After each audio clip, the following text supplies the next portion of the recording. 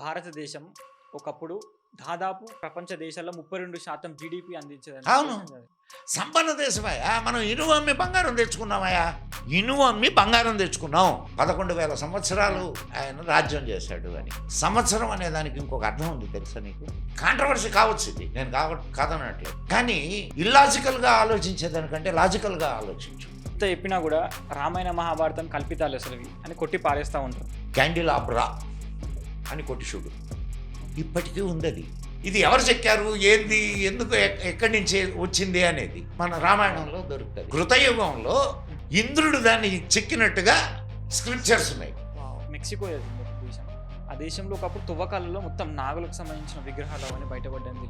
బ్రాహ్మడికి పుట్టినోడు బ్రాహ్మడు, కోమటోడికి పుట్టినోడు కోమటోడు, ఇట్లా జాతుల్లో మనం విడదీసుకొని మనము మన మన సంస్కృతిని చిన్నబుచ్చాం. ఎవడు ఎక్కువ దీంట్లో సేవలు అందించే సూత్రుడు లేకపోతే సమాజం నడుస్తుందా? పడమ దేశం భాగం పైన దోసుకుంటాడు. వీడికేమో హుండీలో 10 రూపాయలు వేయడానికి వీడికి నొప్పి. ఇంకా వాళ్ళ మానసపుత్రులు ఈ 60 జాతిని, సంవత్సరాలు. ఈ ధర్మాన్ని నాశనం చేయాలనేటటువంటి కంకణంగా కంకణం కట్టుకొని పనిచేస్తున్నారు. అయినా ఈ జాతి ఎగ్జిస్ట్ అవుతూ ఉంది. ఇక్కడ చచ్చిపోయింది అనుకుంటే ఇంకొక చోట ఎక్కడో పుడుతూ ఉంది. దీన్ని భగవంతుడు ఎందుకు బతికిస్తున్నాడు? అవసరం, మానవాళికి అవసరం. మానవాళికి ఈ జాతి చేయవలసినటువంటి మేలు ఏదో ఉంది, దాన్ని మనం కాపాడుకోవాలి. నమస్తే అందరికీ, జై Sriram. Welcome to Trikal voice. So ఈరోజు మన పాడ్కాస్ట్ వెరీ వెరీ స్పెషల్. మన గెస్ట్ ఎవరంటే మదన్ గుప్తా గారు. మనందరికీ తెలుసు మదన్ గుప్తా గారు. ఎందుకు మదన్ గుప్తా గారు తీసుకొచ్చారంటే, నేను ఈరోజు ఎంచుకున్న టాపిక్స్ అలాంటివి.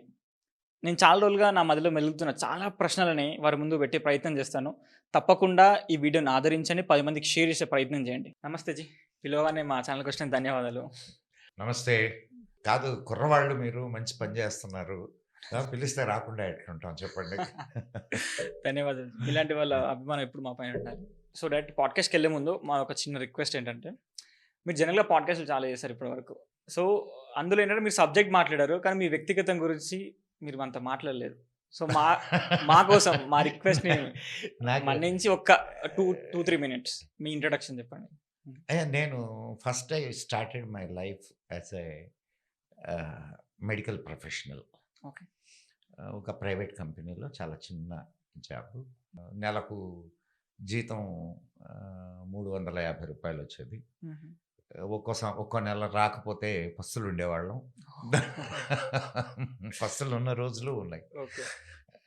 తర్వాత I got the job in central government, public సెక్టర్లో వచ్చేసి పబ్లిక్ సెక్టర్లో వచ్చింది. కరెక్ట్గా నా జాబ్, నా భార్య రెండు ఒకటేసారి నా జీవితంలో ఎంటర్ అయినాయి. భార్యను ఉంచుకొని జాబ్ను వదిలేశాను.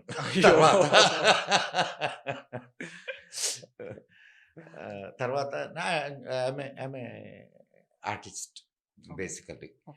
నేను పెయింటింగ్స్ వేస్తాను, బొమ్మలు చెక్కుతాను, అండ్ ఫ్లూట్ వాయిస్తాను, వీణ వాయిస్తాను. ఈ నా హాబీస్.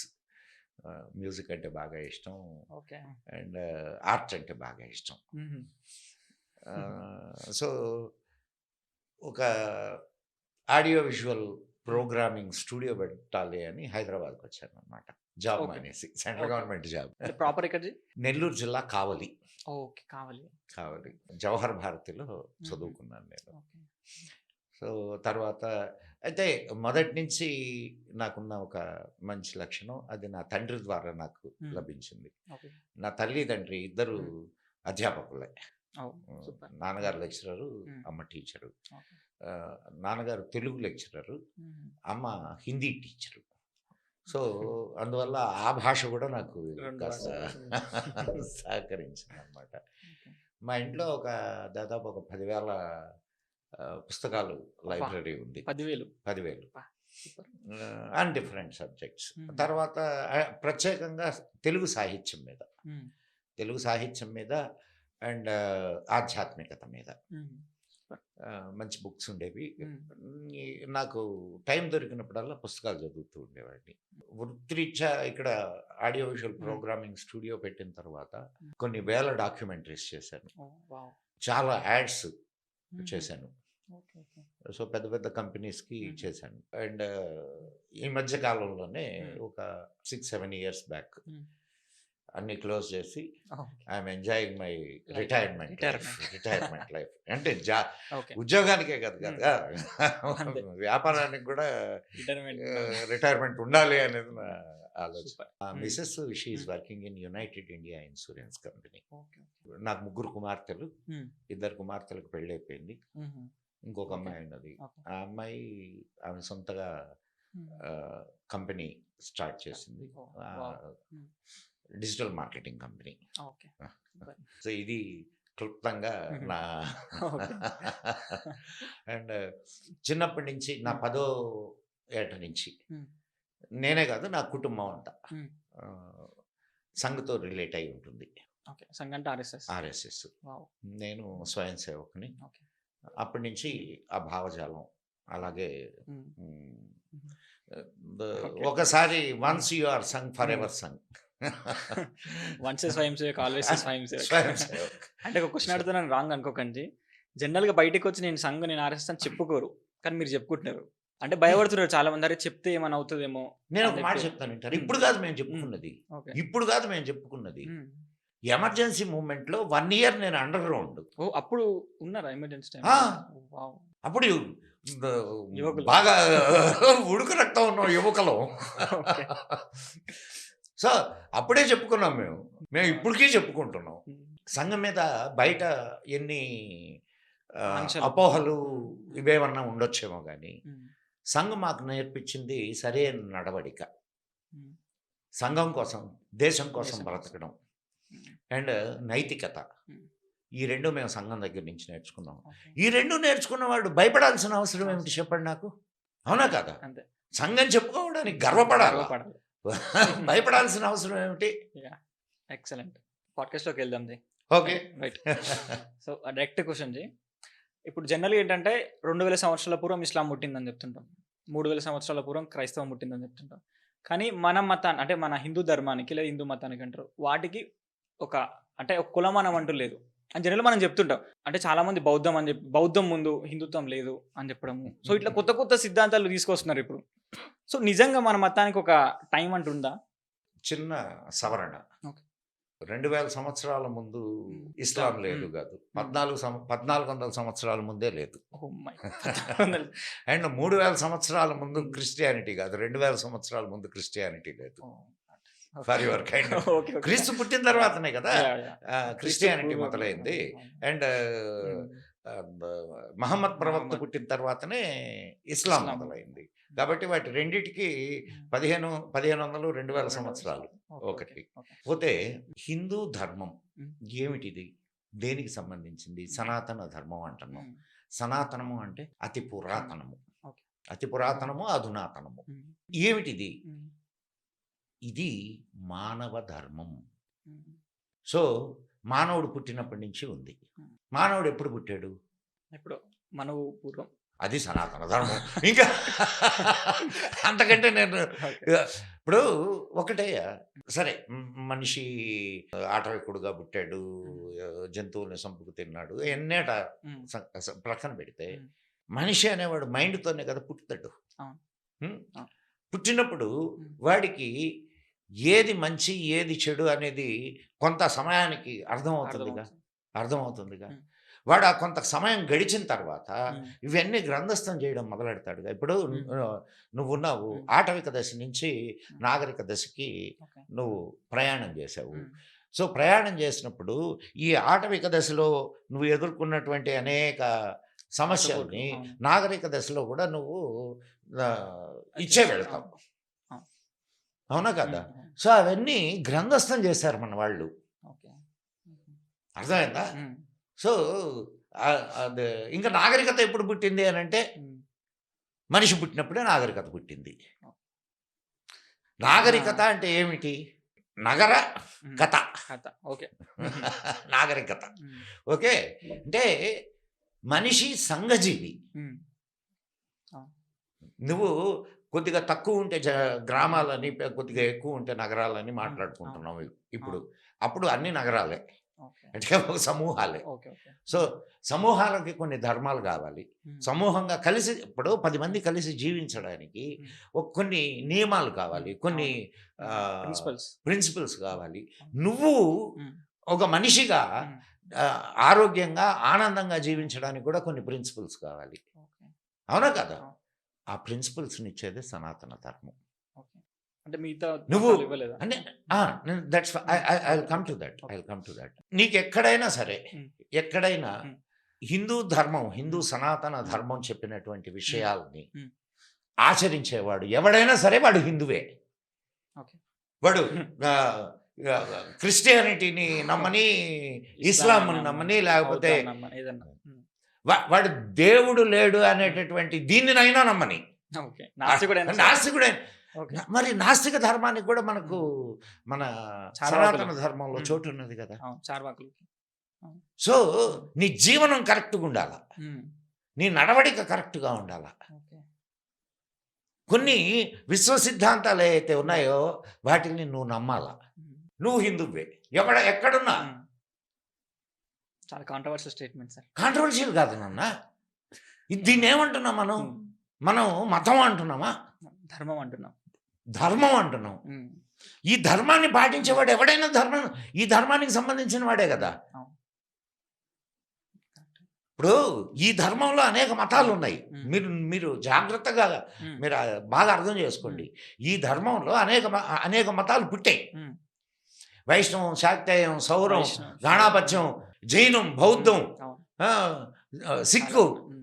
ఇవన్నీ కూడా ఈ ధర్మంలో నుంచి పుట్టినయే. అవును. కానీ వాళ్ళందరూ కూడా హ్మ్. వేద ధర్మాన్ని నిరసించాల.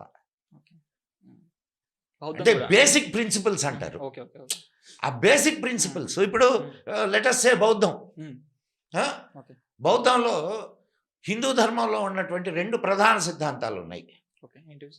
ఒకటి కర్మ సిద్ధాంతం, 2 పునర్జన్మ సిద్ధాంతం. ఓకే. పునర్జన్మ నమ్ముతారు వాళ్ళు. కర్మ సిద్ధాంతాన్ని కూడా ఓకే. పునర్జన్మ నమ్మితే కర్మ సిద్ధాంతాన్ని నమ్మాలి. అదెందుకు? అంతే. అంతే. నువ్వు చేసిన కర్మలను కర్మలే బట్టే కదా వచ్చే నీకు జన్మ. నెక్స్ట్ జన్మలో అవును. జన్మనిస్తాయి. అవును. సో పునర్జన్మని హ్మ్. పునర్జన్మని ఎక్కడి నుంచి తీసుకున్నారు వాళ్ళు? హ్మ్. మన ధర్మం నుండి. అండ్ పునర్జన్మని నమ్మని హ్మ్. మతాలు ఏవైతే ఉన్నాయో హ్మ్. వాళ్ళకు తెలియని విషయం ఏంటంటే ఇది విశ్వ సిద్ధాంతం. ఓకే. విషయం అందరికీ ఇది వర్తిస్తుంది. ఓకే. నేను నీకు ఒక చిన్న విషయం చెప్తాను హ్మ్. విను అజయ్. ఓకే. మొన్ననే నా వీడియో ఆ, చేశారు మొన్న. ఆ, పునర్జన్మ పైన చూసాను. దాంట్లో మరి దాంట్లో చెప్పానో లేదో నాకు ఓకే. గుర్తులేదు. హ్మ్. ఇంకొక వీడియో కూడా చేశాను నేను. ఓకే. ఓకే. బహుశా ఈ వారం అది రిలీజ్ అవుద్ది. ఓకే. దాంట్లో ఒక ముస్లిం బ్రాహ్మణుడు పాలుడుగా పుట్టినటువంటి సంఘటన వెలుగులోకి వచ్చింది. అవును. నువ్వు ముస్లిము ఓకే. పునర్జన్మని నమ్మనంత మాత్రాన విశ్వ సిద్ధాంతం హ్మ్. అప్లై కాకుండా పోదు. ఓకే. ఓకే. ఓకే. నీకు అర్థమవుతున్నదా నేను చెప్పేది? అదే. అదే. అంటే దీన్ని ఎట్లా చెప్పారు? ఎట్లా హ్మ్. విశ్వ సిద్ధాంతం అది ఓకే. ఎవరికైనా వర్తిస్తుంది. ఓకే. ఓకే. నువ్వు హ్మ్. నేను క్రిస్టియన్లుగా హ్మ్. ఉంటున్నటువంటి వాళ్ళు ఉన్నవాళ్ళు హ్మ్. రీబర్త్ తీసుకున్నటువంటి అనేక సంఘటనలు ఓకే. దాని మీద రీసెర్చ్ చేసిన 6 సంవత్సరాలు రీసెర్చ్ చేసి వెలుగు చూసినటువంటి విషయాల్ని బుక్స్గా వెలువరించారు ఓకే. అనేక మంది. సో వాళ్ళు యూరోప్కి సంబంధించినవన్నీ ఇచ్చారు. యూరోప్ సంబంధించి. యూరోప్లో జరిగిన ఈ సంఘటనలు మరి అసలు వాళ్ళకి ఆ నమ్మకమే లేదు కదా. నమ్మకం లేనంత మాత్రాన విశ్వ సిద్ధాంతం మారుద్దా? అవునా కదా?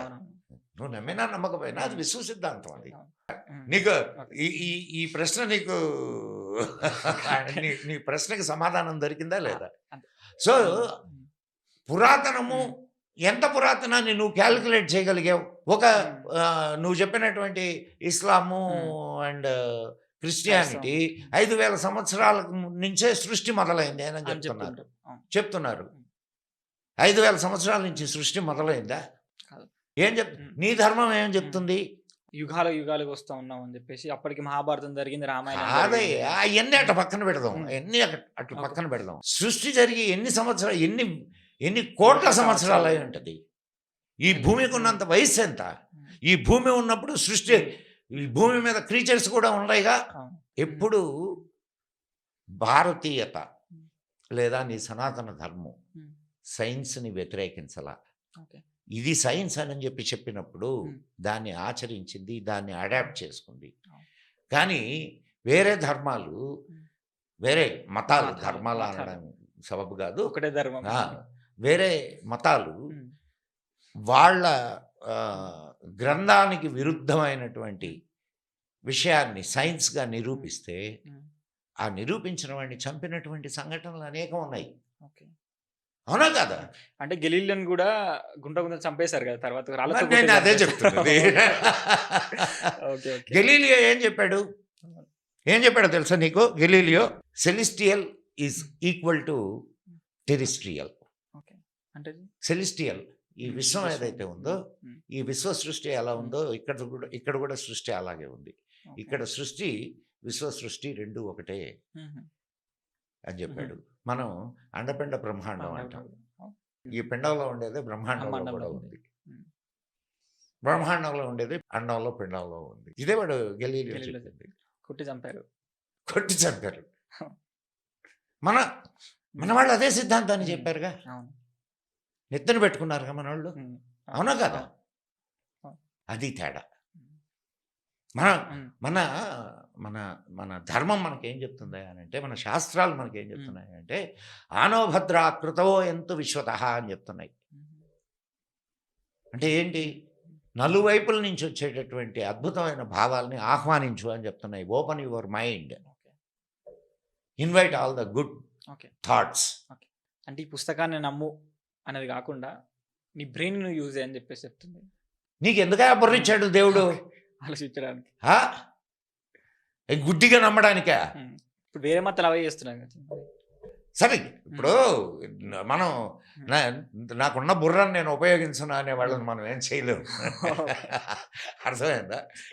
కాబట్టి ఉపయోగించు, బుర్రను ఉపయోగించు, ఉపయోగించి సత్యాన్ని అన్వేషించు. ఏది సత్యం? Hmm. మన మన మన మొత్తం సనాతన ధర్మం చెప్పేటటువంటి ఇదేందయ్యా అని అంటే, సత్యాన్ని తెలుసుకో. Hmm. సత్యాన్ని తెలుసుకోవడానికే నీ ప్రయాణం అంతా. ఆ సత్యాన్ని తెలుసుకోకుండా నీ నీ తలుపులన్నీ మూసేసి, మైండ్లో ఉండే తలుపులన్నీ ఆ, పుస్తకం తెరిచేసి పుస్తకం మాత్రం తెరిచి ఇదే సత్యం అనుకుంటే అది తప్పు. అది మూర్ఖత్వం. మూర్ఖత్వం కూడా కాదు అది. అంటే దానికి పేరు నేనేం లేదు. పెట్టలేను. అయితే ఇంకోటి ఏంటంటే వెస్టర్న్ థియరీ ఒకటి ఉంటుంది. ఏంటంటే మొదటగా ఆది మానవుడు పుట్టి కాలక్రమేణా వృద్ధి చెందుతూ ఏదైతే మనం కనుగొన్న అవన్నీ కనుక్కుంటూ ఈరోజు మనం ఈ స్థితిలో ఉన్నామని చెప్పేసి వాళ్ళు చెప్పుకుంటూ వస్తుంటారు. దాన్ని కొంతమంది మనలో ఉన్న మేధావులు కూడా కొంతమంది నమ్ముతుంటారు. ఎందుకో ఇది ఉంది కదా, ఇది కోతి నుంచి మానవుడు పుట్టాడు. ఆ? డార్విన్ మరి theory. కోతులు ఎందుకు ఉన్నాయి? ఉమ్. అవును. కోతుల నుంచి మానవుడు పుట్టాడు. ఓకే, నమ్ముదాం కొంచెం సేపు. ఓకే. ఇప్పుడు కోతులు ఉన్నాయిగా, మరి ఉమ్. ఉన్నాయి. ఎందుకు ఉన్నాయి? మరి కోతులు మానవులు మారట్లేవు. మారట్లేదుగా, మానవుడే మారుతున్నాడు కోతులాగా. అవును. అయితే ఏంటంటే జీ కానీ బిగ్ బ్యాంగ్ థియరీ ఉంది, తెలుసు కదా నీకు? ఈ విశ్వంలో ఉన్నది ఒకటే, అది అనేకం కావాలనుకున్నది. అంటే ఎనర్జీ ఒకటే, తనకు తానే నెగిటివ్ని సృష్టించుకుంది. నెగిటివ్ ఎనర్జీ పాజిటివ్ ఎనర్జీ అయింది. ఈ రెండు ఎనర్జీలు కలిస్తే ఏమవుతుంది? సృష్టి. అర్ధనారీశ్వర తత్వం ఏదైతే ఉందో అది. Big bang theory. అండ్ ఇప్పుడు సైన్స్ ఏం చెప్తుంది? ఒక పెద్ద విస్ఫోటనం జరిగింది. ఆ విస్ఫోటనంలో ఇది సౌండ్ నుంచి మెటీరియల్ ఇదైంది అని కదా, ఎమర్జ్ అయింది అని కదా చెప్తున్నాయి. మన వేదాలు కూడా అయ్యే చెప్తున్నాయి. ఇప్పుడు నేను ఈ మధ్య కొన్ని ప్రశ్నలు వింటున్నాను అజయ్. అవి వాళ్ళంతా చెప్పిన తర్వాత ఇదిగో మా దాంట్లో ఉంది అని చెప్పి చెప్తున్నారు అని. నిజమే, కరెక్ట్. అది వాళ్ళు అడిగిన ప్రశ్న అది కరెక్ట్. కానీ నీకున్నటువంటి సాహిత్యం మీద కానీ, నీకున్నటువంటి సైన్స్ మీద కానీ, నీకున్నటువంటి గ్రంథాల మీద నువ్వు ఎప్పుడు పరిశోధన చేసి తెచ్చావు? పరిశోధన చేయవు. ఎవడైనా దాంట్లో ఉన్నది అని అంటే దాన్ని ఎగతాళి చేస్తావు. పైగా ఇంకొక మాట మాట్లాడతారు, ఏందంటే మాకు అవన్నీ చెప్పారా అని.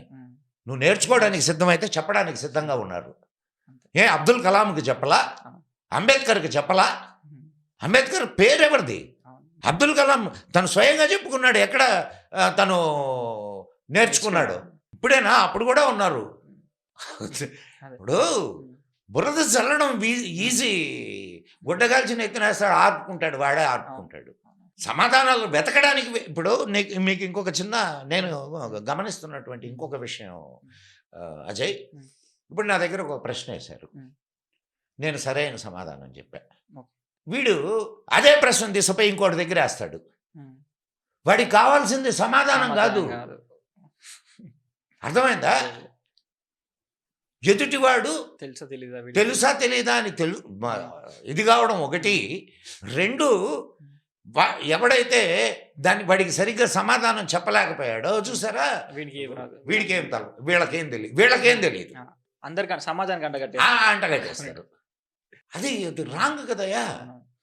ఇప్పుడు నిజంగా నీకు తెలుసుకోవాలి, శ్రద్ధ ఉంటే దిగు రంగంలోకి. పోలడు గ్రంథాలు త్రవ్వే కొద్దీ నీకు ఓట పారుతూనే ఉంటుంది. ఇది నీకు సంస్కృతం రాదు, పుస్తకాలు చదవు, ఎవడో ఏదో ఎంగిలి మాట మాట్లాడతాడు, ఆ ఎంగిలి నీ నోట్లో పెట్టుకొని నువ్వు దేశం అంతా మాట్లాడతావు. ఇది బానిస జీవితాలకి చిహ్నం. ఇది ఆ బానిసత్వాన్ని పోనీకుండా పెట్టడానికే తక్కిన 2 మతాలు వచ్చినాయి ఇక్కడికి, తెలుసా నీకు? అవి నీకేం బోధిస్తున్నాయి చెప్పు నాకు? లిబరేషన్ని బోధించడంలా బానిసత్వాన్ని బోధిస్తున్నాయి. వాళ్ళు గీత గీస్తున్నారు, నువ్వు ఈ గీత దాటిపోవడానికి లేదు, చంపేస్తావు.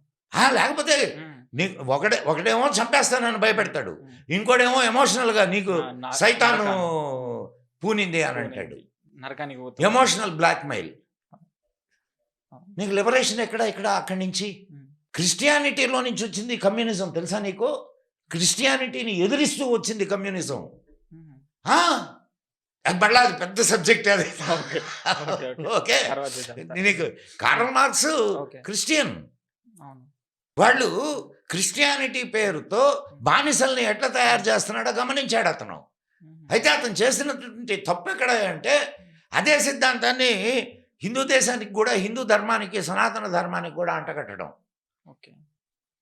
ఇక్కడ నీకు ఎవడు మతానికి బానిస కాదు, బాగా అర్థం చేసుకో. ఇక్కడ నువ్వు నాకు ఈ దేవుడు వద్దు, ఇంకో దేవుడికి నచ్చిన దేవుడు, అందుకే కదా ఇప్పుడు ఈ దేవుళ్ళు వద్దని క్రిస్టియానిటీకి బాతున్నారు. కానీ అక్కడ బానిస బతుకులు అర్థం చేసుకోవడంలా వాళ్ళు. ఇక్కడ పూజారుల మీద నెత్తిన ఇదేస్తారు, అక్కడ పాస్టర్లకు తీసుకుపోయి దశమ భాగాలు ఇస్తారు. ఏది కరెక్ట్ అంటావు? ఇక్కడ నువ్వు పూజారి పళ్ళెంలో ఏదైనా నువ్వు వేస్తే తీసుకుంటాడు, నువ్వు ఇంతే ఇయ్యాలా అని అడగడు కదా. పడేమో దశమ భాగం పైన దోసుకుంటాడు, వీడికేమో హుండీలో 10 రూపాయలు వేయడానికి వీడికి నొప్పి. దాన్ని కూడా నేను తప్పు పట్టడం. It's your Liberty.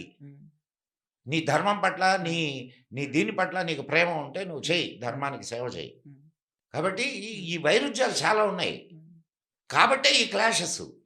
ఇప్పుడు నేను నా ధర్మంలో ఏం చెప్తున్నాను, నువ్వు దేవుణ్ణి నమ్ము అని చెప్తున్నా, అర్థమైందా? నువ్వు దేవుణ్ణి నమ్ము అని చెప్తున్నా. ఏకం సత్ విప్రా బహుదా వదంతి, ఉన్నది ఒకటే, దాన్ని జ్ఞానులు అనేక రకాలుగా చెప్తారు. ఇది మనం తెలుసుకోవాల్సినటువంటి సత్యం, దీన్నే అన్వేషించాల్సింది. దాన్ని అన్వేషించకుండా ఈడే దేవుడు, ఈడిని నమ్మకపోతే చంపేస్తాం, ఈడే దేవుడు, ఈడిని నమ్మకపోతే నిన్ను సైతాన్ పట్టుకుంటుంది. దైవాన్ని తెలుసుకోవడం కాదు, దైవతత్వాన్ని తెలుసుకోవడం ముఖ్యం. దైవతత్వమే, దైవము అనే రూపం ఏం లేదు, దైవతత్వం ఉన్నది. సో ఆ దైవతత్వాన్ని నువ్వు తెలుసుకున్న రోజు నువ్వు సత్యాన్ని గ్రహించిన వాడివి అవుతావు. సో మనకి పూర్వీకులకి ఇంత జ్ఞానం ఎక్కడ నుండి వచ్చింది? మన పెద్దలకి ఈ జ్ఞానం ఎక్కడ మొదలైంది? ఏమయ్యా, నిన్న పుట్టిన 2000 సంవత్సరాల క్రితం పుట్టిన ఒకడు, 1400 సంవత్సరాల క్రితం, 1600 సంవత్సరాల క్రితం పుట్టిన ఒకడు, వాళ్ళు మాత్రమే జ్ఞానులా? చెప్పయ్యా. కాదు, సృష్టి పుట్టినప్పటి నుంచి ఇక తెలివిగల వాళ్ళే లేరా, జ్ఞానులే లేరా? వాళ్ళందరూ ఎట్లా మరి, వాళ్ళందరి ఎగ్జిస్టెన్స్ కాదు ఈ సమాజం. అండ్ నువ్వు అన్నావు కదా, మన పూర్వీకులందరికీ ఎట్లా జ్ఞానం ఎట్లా వచ్చింది? ఎట్లా జ్ఞానం వచ్చింది అని. అసలు జ్ఞానము అంటే ఏంది? సైన్స్. ఇది జ్ఞానమేనా? ఇప్పుడు ఈ మైక్ ఉంది.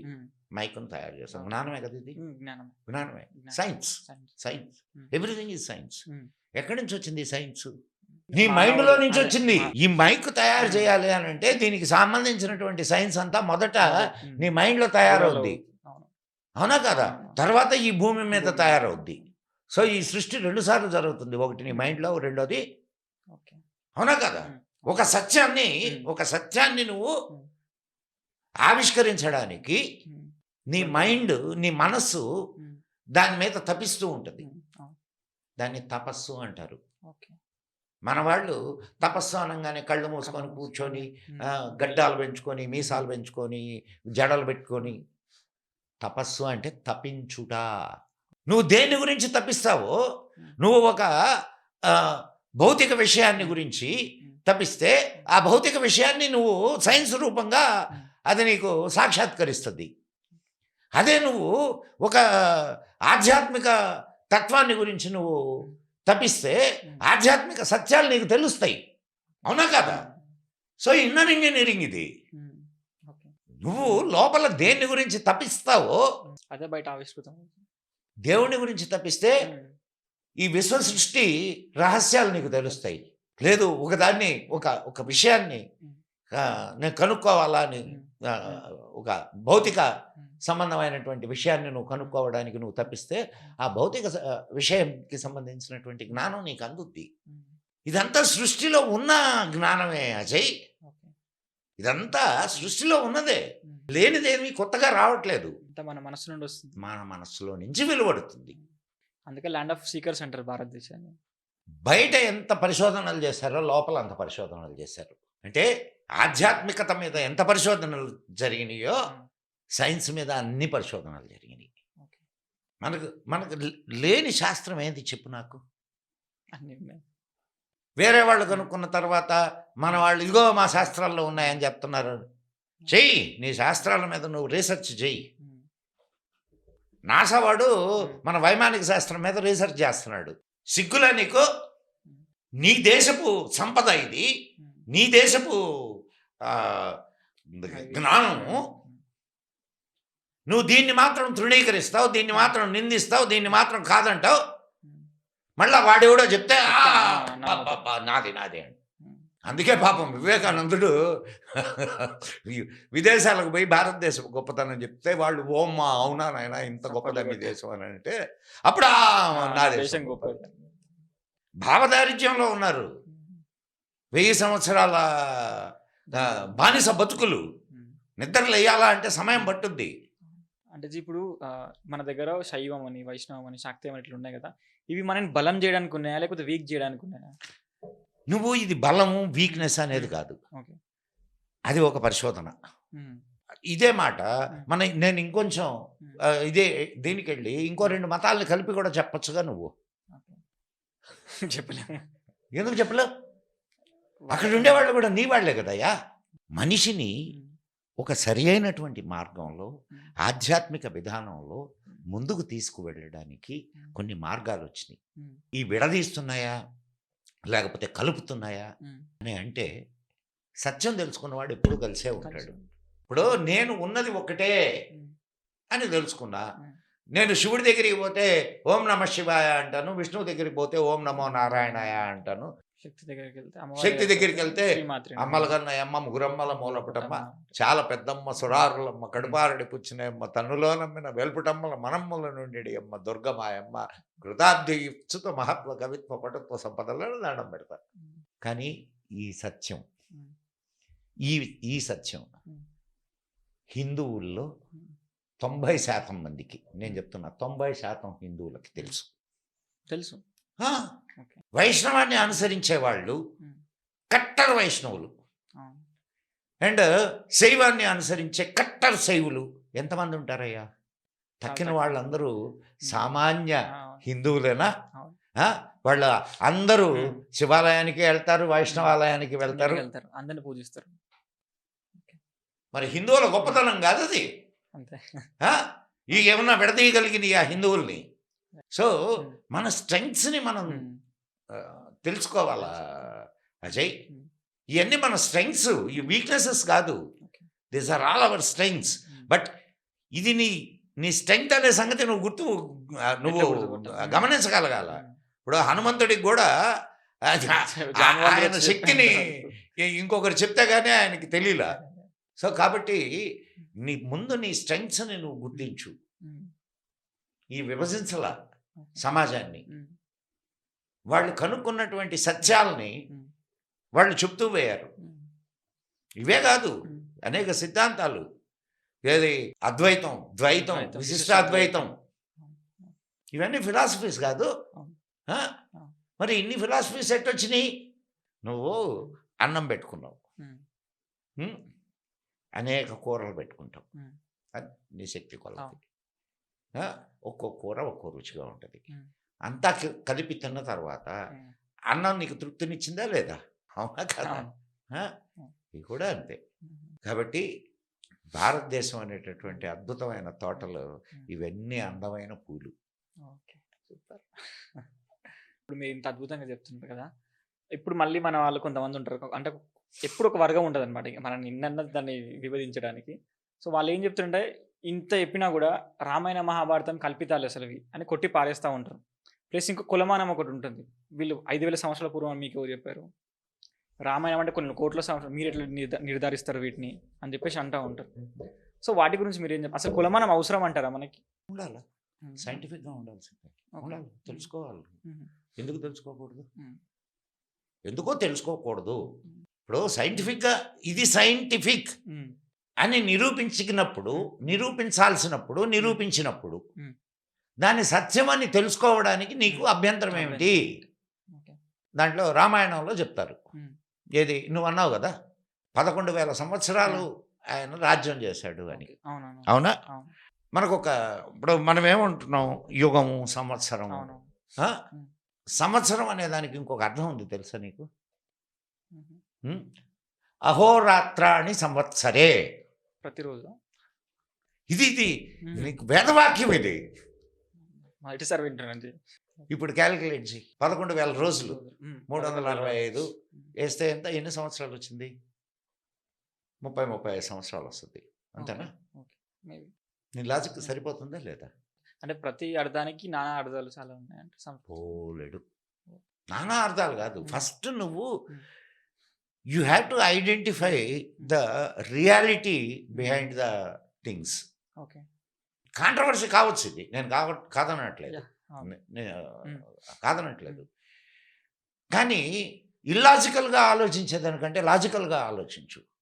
ఓకే, ఆయన రాముడు కాబట్టి 11,000 సంవత్సరాలు, దేవుడు కాబట్టి అంటారు. ఇంకా కొత్తగా రామాయణంలో వాల్మీకి మహర్షి ఆయన్ని దేవుడుగా ఎక్కడా చెప్పలేదు.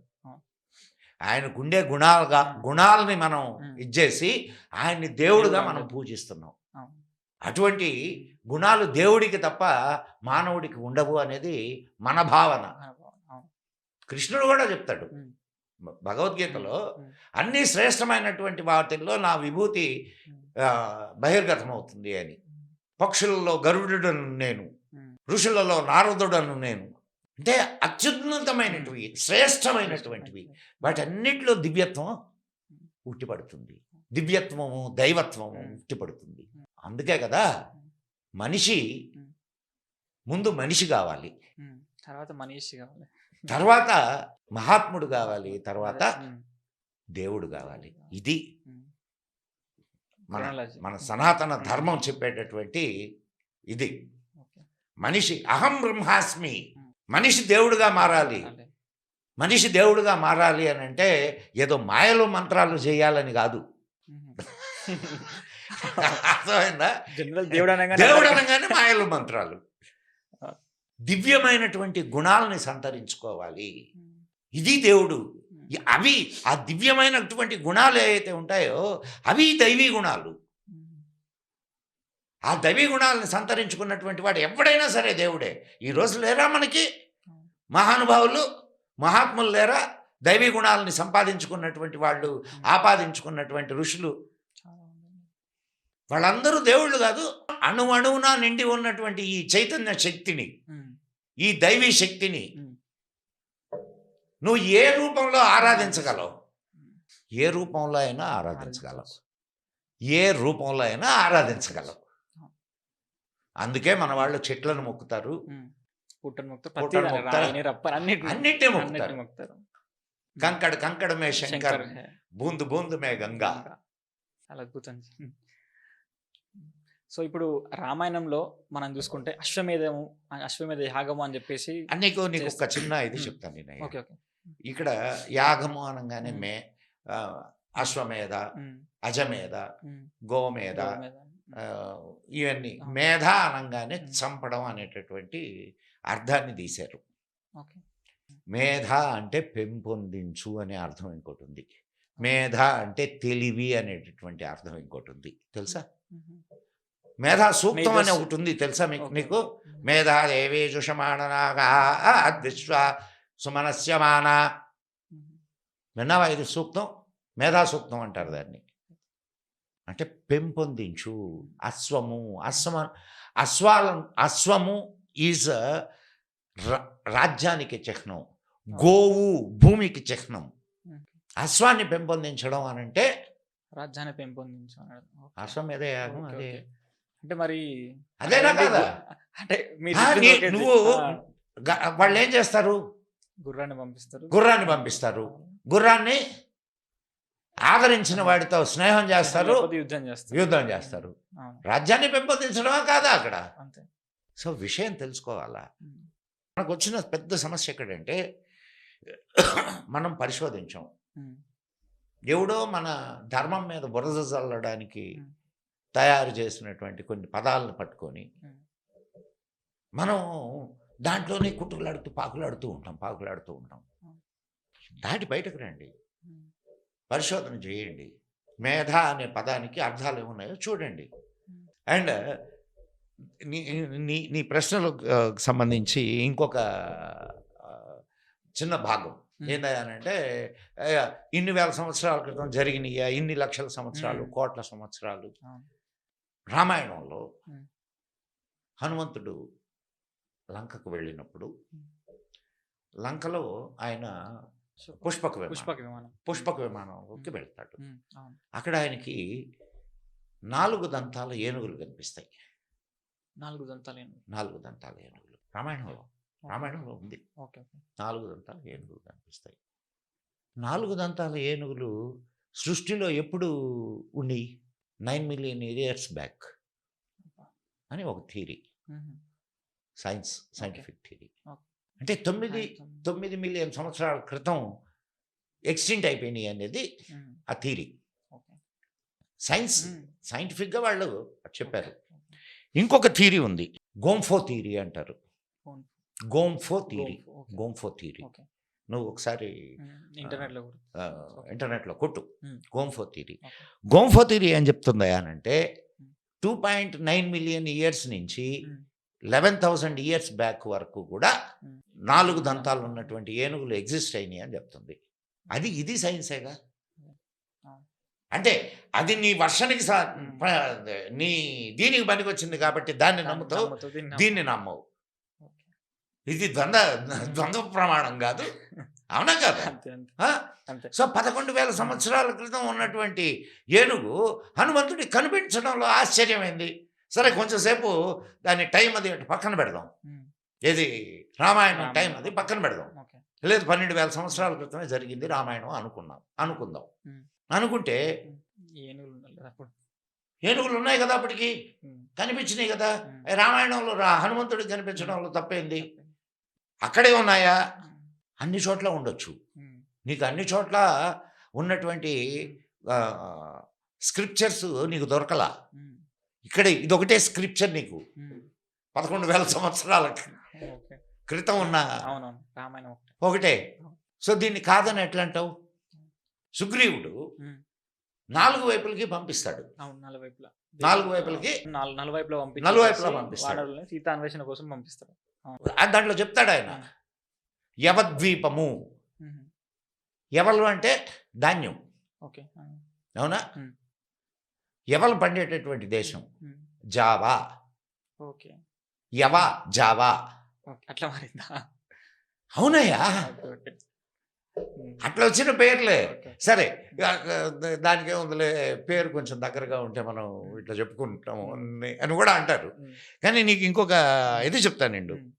ఒక ఒక శ్లోకం నేను రాసుకొని వచ్చాను ప్రత్యేకంగా. అది నీకు అభ్యంతరం లేకపోతే నేను చెప్పండి చెప్పండి. త్రిశిరా కాంచన స్కేతు తాళస్తస్య మహాత్మన స్థాపితసి పర్వతస్సాగ్రే విరాజతి సవేదిక. ఎక్కడుంది ఇది? రామాయణంలో. ఏందయ్యా ఇది? త్రిశిర. త్రిశిర అంటే 3 శిరములు కలిగినది. త్రిశిర, ఓకే. 3 శిరములు కలిగినది అంటే 3 3 పార్ట్స్. Hmm. కాంచన స్కేతు. కాంచనము అంటే బంగారు రంగుతో ఉండేది. స్కేతు కేతు. ఓకే.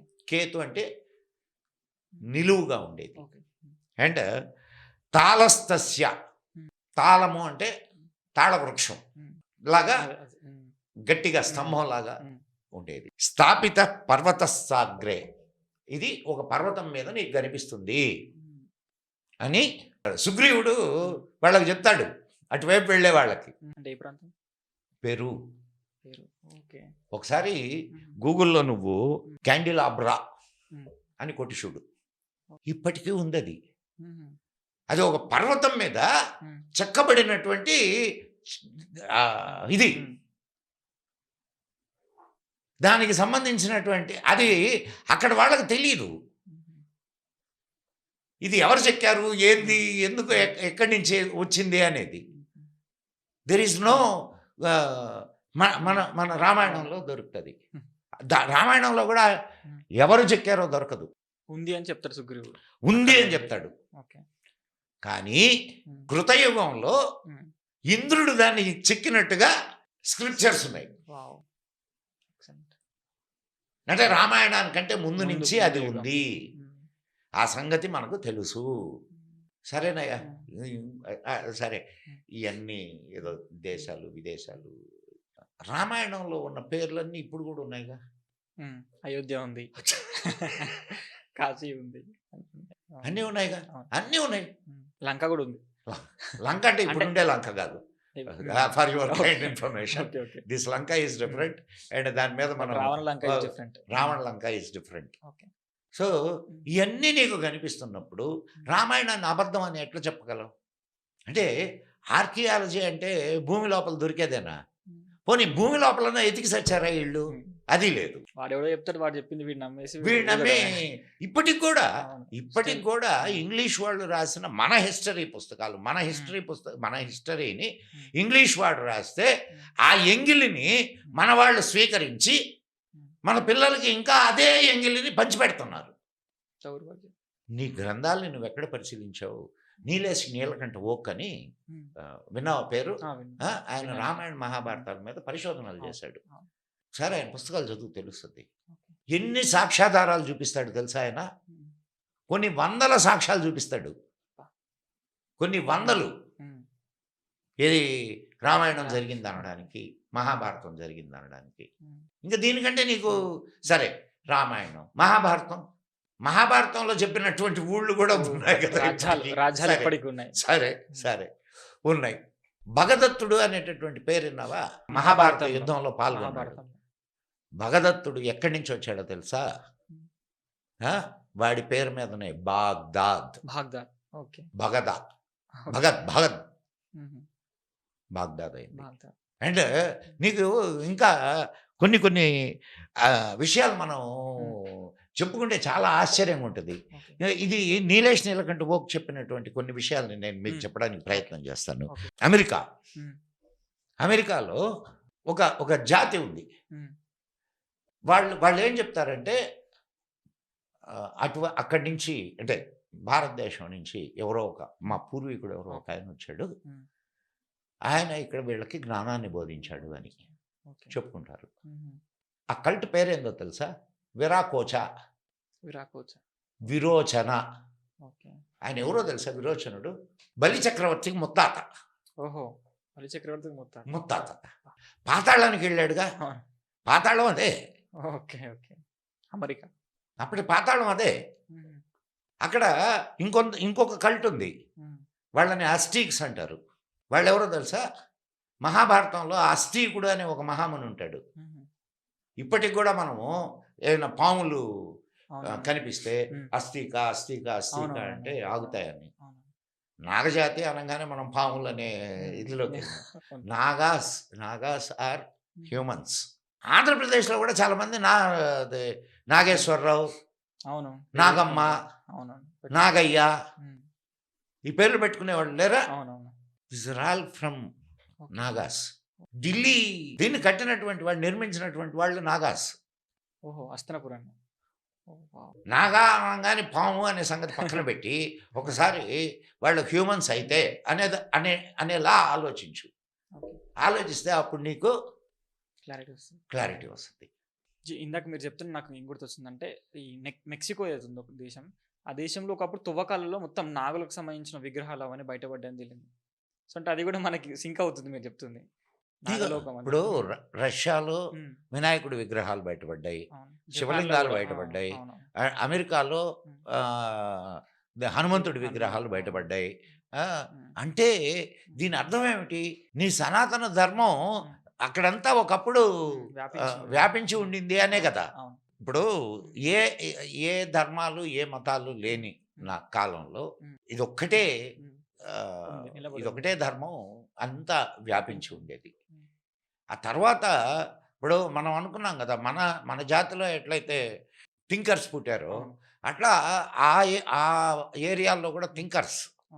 థింకర్స్ పుట్టారు. థింకర్స్ పుట్టి కొన్ని మతాలని ఇది చేశారు. ఓకే. ఇప్పుడు జొరాస్ట్రియన్స్ మ్మ్. వాళ్ళు అగ్నిని పూజిస్తారు. మ్మ్. ఓకే. జ్యూస్, మ్మ్. Judaism, Judaism. జెండా వేస్తా వాళ్ళ ధర్మ గ్రంథం. ఓకే. వాళ్ళకి మనకి చాలా దగ్గర ఇవి ఉంటాయి. ఓకే. అగ్ని ఆరాధకులు గురించి ఆ, మన శాస్త్రాల్లో పురాణాల్లో కూడా ఉన్నాయి. మ్మ్. అంటే ద ఓల్డెస్ట్ కల్ట్ అది కూడా. ఓకే. చైనీస్ మ్మ్. చైనీస్ ఒకప్పుడు చీనాంబరాలు అంటారు. అవును. చీనాంబరాలు అంటే ఏంది? మ్మ్. చైనా నుంచి వచ్చినటువంటి బట్టల్ని ఓకే. ఓకే. అర్థమైందా? మ్మ్. సో ఒకప్పుడు చైనా ఇదంతా కూడా మనకి చాలా, ఈరోజంటే ఆడ కమ్యూనిజం అనే ఒక భూతం ఏర్పడి ట్రైబల్ మనతో ఇదైంది. కానీ మ్మ్. ఒకప్పుడు హుయాన్ సాంగ్ వీళ్ళందరూ భారతదేశానికి వచ్చి నేర్చుకొని పోయినటువంటి వాళ్ళే కదా. మ్మ్. బౌద్ధం ఇక్కడి నుంచే కదా అక్కడికి అవును. వెళ్ళింది. అవును. బౌద్ధ ధర్ముడు కూడా ఇక్కడ నుండి అక్కడ వెళ్ళింది. వెళ్ళాడు.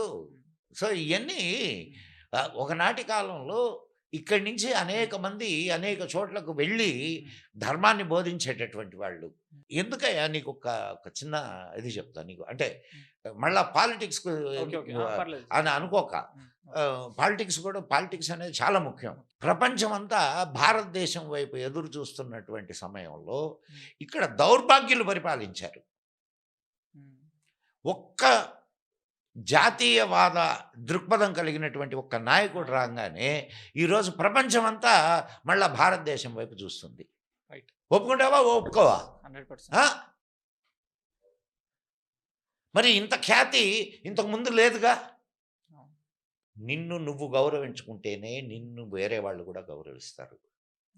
నేను ఎదవని, నాకేం తెలియదు, నేను చవటని నిన్నెవడు గౌరవిస్తాడయా? బ్రిటిష్ పెట్టిన ఊచి ఇంకా ఇంకా ఆ బానిస బ్రతుకులు, బానిస బుద్ధులు ఉన్నటువంటి వాళ్ళు ఉన్నారు. చాలా మంది ఉన్నారు. ఇప్పుడు శ్లేష్మంలో ఈగలు శ్లేష్మంలో ఇరుక్కున్నాయి. ఆడి నుంచి బయటకు రాలేవు. అది ఉండడానికి అంటే ఏదో తీయగా శ్లేష్మం అంటే నీ స్ప్లిట్, దానికి అట్టే ఉంటుంది, అక్కడక్కడే ఇదవుతూ ఉంటుంది. అట్టాటి బతుకులు వాళ్ళవి. సో నీకు లేనిది ఏది లేదు ఇక్కడ. ముందు నిన్ను నువ్వు గౌరవించుకోవడం నేర్చుకో. నీ జాతిని నువ్వు, ఇది నీ జాతి, ఇది నీ తండ్రిని నువ్వు తిట్టుకుంటే ఇప్పుడు ఆకాశం మీద ఉమ్మేస్తే నీ నెత్తినే పడుద్ది.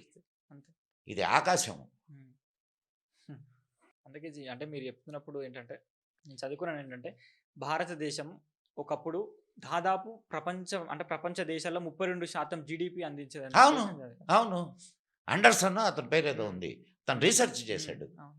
ఇన్వేడర్స్ భారతదేశానికి మ్మ్. రాకముందు, ఉమ్, ఇన్వేడర్స్ వచ్చిన తర్వాత కూడా, ఉమ్, ఏది ముస్లిమ్స్ వచ్చిన తర్వాత, ముస్లిం ఇన్వేడర్స్ వచ్చిన తర్వాత, ఒక్క ఆంగ్లేయులు వచ్చిన తర్వాతనే భారతదేశం నాశనం అయిపోయింది. ఉమ్, అంతకుముందు 30% ఎగుమతులు, మొత్తం ప్రపంచపు ఎగుమతుల్లో 30-35% అట్లా భారతదేశం నుంచే జరిగాయి.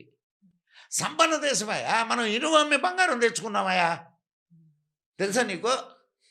ఇనుము అమ్మి బంగారం తెచ్చుకున్నాం. ఆహా, ఇక్కడి నుంచి um, Indian sword um, is the greatest sword. నీకు యూరప్ వాటిల్లో స్వర్డ్ అనే దానికి ఒక గొప్ప ఇది ఇస్తారు. ఉమ్, ఆ, ఈ కత్తి, ఉమ్. ఆ కత్తులన్నీ భారతదేశాన్ని నుంచి పోయినాయి. ఓకే. భారతదేశం నుంచి పోయినాయి కాబట్టి ఆ కత్తికి అంత వాల్యూ. ఉమ్, కారణం ఏంది? తుప్పు పట్టవు, ఉమ్, అతి పదునైనటువంటి కత్తులు. కత్తులు, ఉమ్, అతి స్ట్రాంగెస్ట్ కత్తులు. ఉమ్. అదే బాహుబలి సినిమాలో కట్టప్పతోటి ఒక ముస్లిం వ్యక్తి వచ్చి కత్తితో యుద్ధం చేస్తున్నప్పుడు కట్టప్ప కత్తి అతని కత్తిని ఇరగొట్టేస్తుంది. షారే షంషీర్ అని చెప్పేసి అంటుంటాడు. మన మెటలర్జీ అంత గొప్పదే అని చెప్పడానికి సాక్ష్యాలు ఈనాటికి కనిపిస్తున్నాయి మనకి. అవును. చాలా అద్భుతంగా చెప్పారు. చాలా సంతోషం. అయితే ఏంటంటే ముఖ్యంగా నాకంటే చాలా రోజులు నా మధ్యలో ఉన్న ఒక ప్రశ్న ఏంటంటే, మన ధర్మంలో చాలామంది గురువులు వచ్చినారు. మన ధర్మంలో చాలామంది గురువులు వచ్చినారు. గొప్ప గొప్ప వ్యక్తులు ఉన్నా కూడా జగద్గురువులు అనగానే మొదటిగా ఇచ్చింది నాకు తెలిసి జగద్గురు రాజశేఖరులు ఒక్కొక్కరికి. అంటే జగద్గురు అనడానికి అయ్యా, అది ఒక మాట ఏంటంటే? చెప్తాను నేను. ఒక పేరు అది, ఓకే. ఒక ఒక ఉమ్, విశేషణం. ఓకే. విశేషణం. ఉమ్, భగవద్ రామానుజులు, రామానుజుల్ని భగవద్ రామానుజులు అంటారు. ఉమ్, రామానుజుల్ని భగవంతుడిగానే. ఉమ్, ఇప్పుడు ఉమ్, జగద్గురువు, ఇవన్నీ నీ గురువుకి నువ్వు నువ్వు ఇచ్చేటటువంటి ఒక గౌరవం, గౌరవం. ఓకే. గౌరవం, స్థానం. ఉమ్, జగద్గురువు అంటే ఇప్పుడు జగత్తుకంతా ఆయన గురుత్వాన్ని ఎక్కడ వహించాడు? నిజంగా చూస్తే ఉమ్, ఇప్పుడు ఆయన భారతదేశం దాటలేదు, ఉమ్, అవునా కదా? అవును. కానీ ఆయన ఆయన ఇచ్చినటువంటి ఫిలాసఫీ ఏదైతే ఉందో అది ఆయన జగద్గురువుగా నిలబెట్టింది. అది మనం మనం ఆలోచించాల్సింది. ఉమ్, ఇప్పుడు నా గురువు జగద్గురువు ఉమ్, అని అనుకుంటే నీకు గొప్ప. ఓకే. ఆయనకి విశేషణాలు ఇవన్నీ ఆయన గొప్ప కాదయ్యి. ఓకే. ఉమ్, ఆయన సాక్షాత్తు ఆత్మస్వరూపుడు ఆయన, అవును. అవునా కదా? అవును. ఆ? ఉమ్, ఆయన ఇచ్చిందే కదా అద్వైతం. అద్వైతం. అవును. ఆ? అద్వైత సిద్ధాంతం ఏం చెప్తుంది? అహం బ్రహ్మాస్మి అని చెప్తుంది. అంతా ఒకటే. ఆ, మరి ఆయనకి జగద్గురువు అని విశేషణం, లేదా శివుడు అనేటటువంటి విశేషణం, శివుడి అవతారం అనే విశేషణం ఆయనకు గొప్ప కాదు, నీకు గొప్ప. ఓకే. ఉమ్, ఇప్పుడు భగవద్ రామానుజుడు విశిష్టాద్వైతాన్ని మనకిచ్చాడు. ఉమ్, ఆ? భగవద్ రామానుజుడు అంటున్నాం ఆయన్ని, సాక్షాత్తు భగవంతుడు అని పేరిస్తున్నాం ఆయనకి. ఉమ్, ఎందుకు? ఉమ్, ఆయన నీకు భగవంతుడు. ఉమ్, మనం ఇందాక చెప్పుకున్నాం భగవంతుడి గుణాలు అని. ఉమ్, భగవంతుడుగా మారడం, మనిషి భగవంతుడుగా మారడం. ఉమ్, ఆయన శిఖరాన్ని ఎక్కి నారాయణ మంత్రాన్ని అందరికీ బోధించాడు. అందరూ స్వర్గానికి పోయి నేను ఒక్కడిని నరకానికి పోయినా నాకు పర్వాలేదు అని అన్నాడు. మరి దైవత్వం కాదు అది? ఆ? శంకరాచార్యుల వారికి చండాలుడి రూపంలో అడ్డం వస్తే అవునవును. అనేది. ఎందుకు అట్లా అనుకుంటావు? చండాలుడే వచ్చాడు, ఉమ్, చండాలుడి దగ్గర నుంచి నేర్చుకున్నాడు, తప్పింది. ఉమ్, అవునా కదయ్యా? అవును. ఏ ఈ దేశంలో నిమ్న జాతులు అనుకుంటున్నటువంటి వాళ్ళు అద్భుతమైనటువంటి జ్ఞానాన్ని అందించినటువంటి దేశం ఇది. అవును. ఎంతమంది లేరు నిమ్న జాతుల్లో? పుట్టుక దేనికి ప్రధానం కాదు, ఉమ్, నీ జ్ఞానమే ముఖ్యం. ఇక్కడ జ్ఞానానికి పెద్దపీట, ఇక్కడ భారతదేశం జ్ఞానానికి పెద్దపీట వేసింది. నీ పుట్టుకకు పెద్దపీట వేయాల. తర్వాత ఇప్పుడు బ్రాహ్మడికి పుట్టినోడు బ్రాహ్మడు, కోమటోడికి పుట్టినోడు కోమటోడు, ఇట్లా జాతుల్లో మనం విడదీసుకొని మనము మన మన సంస్కృతిని చిన్నబుచ్చాము. నిజమైనటువంటి జ్ఞానం ఉన్నటువంటి వాడే బ్రాహ్మణుడు, నిజమైనటువంటి వీరత్వం ఉన్నవాడే క్షత్రియుడు. క్షత్రియుడు. అందరినీ సమానంగా చూస్తూ డిస్ట్రిబ్యూట్ చేయగలిగిన సంపదను డిస్ట్రిబ్యూట్ చేయగలిగినటువంటి వాడు వైశ్యుడు. అందరికీ సమానంగా సేవలు అందించగలిగిన వాడు శూద్రుడు. శూద్రుడు. ఎవరు ఎక్కువ తక్కువ. ఎవడు ఎక్కువ దీంట్లో? సేవలు అందించే శూద్రుడు లేకపోతే సమాజం నడుస్తుందా? ఉత్పత్తి సమంగా డిస్ట్రిబ్యూట్ కాకపోతే సమాజం నడుస్తుందా? దీనికి రక్షణ లేకపోతే సమాజం నడుస్తుందా?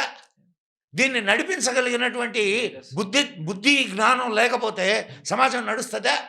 అవి ఆ బేస్లో విభజింపబడ్డాయి. నీకు అక్కడ కూడా శూద్రుడికి పుట్టినోడు శూద్రుడు కాదు, తెలుసా నీకు?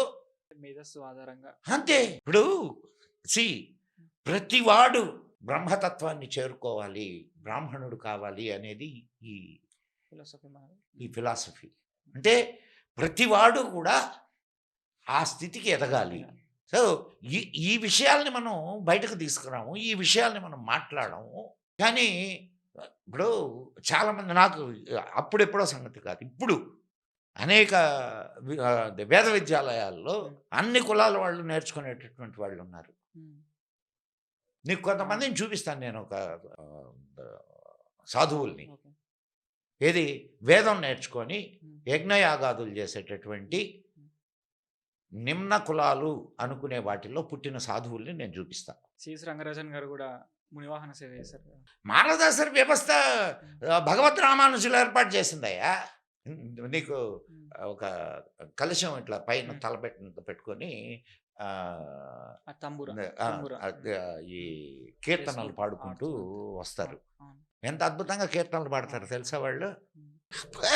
మీకు ఇదంతా నాశనం అయిపోయింది, ఆ టెక్స్చర్ని నాశనం చేశారు. సో ఇక్కడ ధర్మానికి ప్రాధాన్యం ఉండింది, కులానికి ప్రాధాన్యం లేదు. కులము అంటే కుల్ అంటారు హిందీలో. కులము అంటే ఒక సమూహం అని. మళ్ళా సమూహ ధర్మాలు వేరుండొచ్చు. సాలేవాడు, నేతన్న, వాళ్ళ వృత్తి ప్రకారం వాళ్ళ ఆహార వ్యవహారాలు నుంచి విధానాలు కొన్ని వేరుంటాయి. నేతన్నలు వాళ్ళ ఋషి ఎవరని చెప్తారు? మార్కండేయుడు అని చెప్తారు. మార్కండేయ ఋషి అంటే ఋషిగోత్రులే కాదా? ఋషిగోత్రులు బ్రాహ్మలా కాదా? అంటే ఈ థియరీ ప్రకారం వర్ణాలు ఉన్నాయి, ఋషులు ఉన్నారు, ప్రతి ఒక్కరికి ఋషులు ఉన్నారు. ప్రతి ఒక్కళ్ళం మనం ఋషి సంతతి, మనం అంతా ఋషి సంతతి వాళ్ళమే. కానీ మనం ఋషులుమా? అవునా కాదా? మనం ఆ ఎత్తుకు ఎదగలగాల. మనం అమృతస్య పుత్ర, మానవుడు పాపికాడు అమృతపుత్రుడు అని వివేకానందుడు నినదించాడు. అమృతస్య పుత్రాః. మనల్ని మనం హీనులము, దీనులము, పాపులము. శ్రీశ్రీ చెప్తాడు, పతితులార, భ్రష్టులార, బాధా సర్ప దష్టులార, పనికి మాలి బ్రతుకు కాలి శని దేవత రథచక్రపుటి రుసులలో పడి నలిగిన హీనులార, దీనులార, సకుల వలన పరిచ్యుతులు, సంఘానికి బహిష్కృతులు, మీ ప్రేవులు కనలి ఏడవకండి అని అట్ట ఆ విశేషణాలన్నీ చెప్తారు. మీరు పాపులు, భ్రష్టులు. అంటే నువ్వు మనిషిని పాపి అనడమే పాపం అని అంటాడు వివేకానందుడు. ఇప్పుడు కూడా ఒకటి గుర్తుపెట్టుకోయా, నేను psychology, it is basic psychology. ఇంట్లో పిల్లల్ని నువ్వు ఎప్పుడు తిడతా ఉంటే వాడు ఒక అంటే నకారాత్మక శక్తి, ఇది నెగిటివ్ ఇదిగానే తయారవుతాడు. అదే నువ్వు వాడు చేసేటటువంటి చిన్న పనిని కూడా మెచ్చుకుంటూ వాడిని ముందుకు నడిపించావు అనుకో, వాడు అద్భుతమైనటువంటి వ్యక్తిగా తయారవుతాడు. సో నువ్వు పాపివి, నువ్వు నికృష్టుడివి, నువ్వు భ్రష్టుడివి, నువ్వు రకరకాల తిడుతూ ఉంటే సమాజం అట్లే తయారవుద్ది. మనం ఎప్పుడైతే నువ్వు గొప్పవాడివి, నీ అంత వాడు లేడు, నిన్ను నువ్వు కానీ ఇది చేసుకోగలిగితే సెల్ఫ్ రెస్పెక్ట్ అంటారు దాన్ని.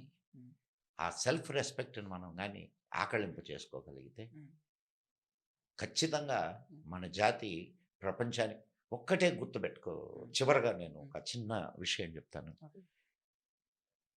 1000 సంవత్సరాలుగా ముస్లిముల దాడి, 200 సంవత్సరాలుగా బ్రిటిష్, ఇంగ్లీష్, ఇంగ్లీష్ వాళ్ళ ఉమ్. పరిపాలన. ఇంకా వాళ్ళ మానసపుత్రులు ఈ 60 జాతిని, సంవత్సరాలు. ఈ ధర్మాన్ని నాశనం చేయాలనేటటువంటి కంకణం కట్టుకొని. కంకణం కట్టుకొని పనిచేస్తున్నారు. ఉమ్. అయినా ఈ జాతి ఎగ్జిస్ట్ అవుతూ ఉంది. Yes. ఇక్కడ చచ్చిపోయింది అనుకుంటే ఇంకొక చోట ఎక్కడో పుడుతుంది. ఇప్పుడు పుడుతూ ఉంది. దీన్ని భగవంతుడు ఎందుకు బతికిస్తున్నాడు అంటే అవసరం, మానవాళికి అవసరం. మానవాళికి ఈ జాతి చేయవలసినటువంటి మేలు ఏదో ఉంది. దాన్ని మనం కాపాడుకోవాలి. కాపాడుకోవాలి. చాలా ధన్యవాదాలు జీ. ఎందుకంటే మీకున్న జ్ఞానము మేము అంటే అంత నేను సఫలీకృతం కాలేదని నేను అనుకుంటాను. అదేం లేదు, చాలా తక్కువ ప్రశ్నలు అడిగాను మిమ్మల్ని. అడగాల్సిన ప్రశ్నలు చాలా ఉన్నాయి. ఖచ్చితంగా హాయిగా చెప్పుకుందాం, హాయిగా మాట్లాడుకుందాం. ఇంకోటి రాజకీయ పరంగా కూడా మనం మాట్లాడాలి. మాట్లాడదాం, తప్పకుండా తప్పకుండా మాట్లాడదాం. రాజకీయ ఉమ్. ఒక్కటే గుర్తుపెట్టుకో, రాజకీయ అండలేనిదే ధర్మం నిలబడదు. రాజు యొక్క ధర్మం ఇది రాజు. ఉండాలా. ఉమ్. ఇప్పుడు ఇన్ని సంవత్సరాలు ఉమ్. రాజు యొక్క అండ లేకపోవడం వల్లనే ఉమ్. మన జాతి దిగజారిపోయింది. ఈ విషయాన్ని మనం ఒక్కసారి గుర్తుపెట్టుకుంటే చాలు. సో మళ్ళా మరొకసారి మనం కలుద్దాం, తప్పకుండా ఇంకొన్ని విషయాలు కలుద్దాం. చక్కగా మాట్లాడుకుందాం. సిరీస్ లాగా ప్లాన్ చేద్దాం. చేద్దాం, ఖచ్చితంగా చేద్దాం. ధన్యవాదాలు. జై హింద్, జై మా భారతి. జై మా భారత్.